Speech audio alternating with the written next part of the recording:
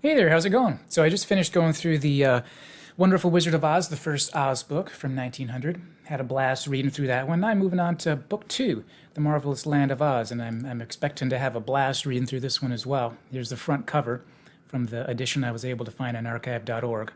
The Marvelous Land of Oz by L. Frank Baum.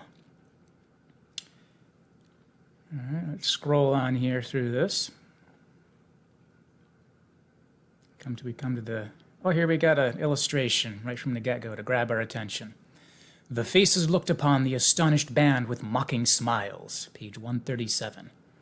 This is going to be good. The Marvelous Land of Oz, being an account of the further adventures of the Scarecrow and Tin Woodman, and also the strange experiences of the highly magnified Wogglebug, Jack Pumpkinhead, the animated Sawhorse, and the Gump. The story being a sequel to The Wizard of Oz by L. Frank Baum, author of various books listed there. Pictured by John R. Neal. The end papers from Life Poses by the famous comedians Montgomery and Stone. I have no idea what that last bit is about.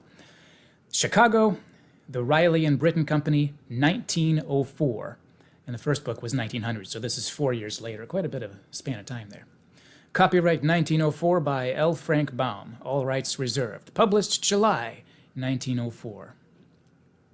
All right. Author's note. We get a little bit of context here.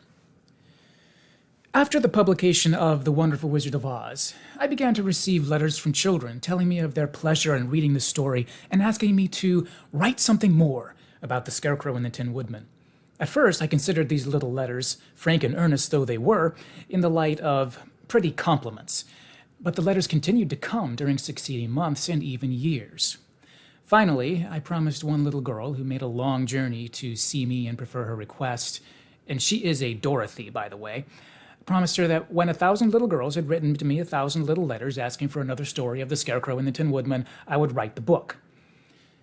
Either little Dorothy was a fairy in disguise and waved her magic wand, or the success of the stage production of The Wizard of Oz made new friends for the story, for the 1,000 letters reached their destination long since, and many more followed them.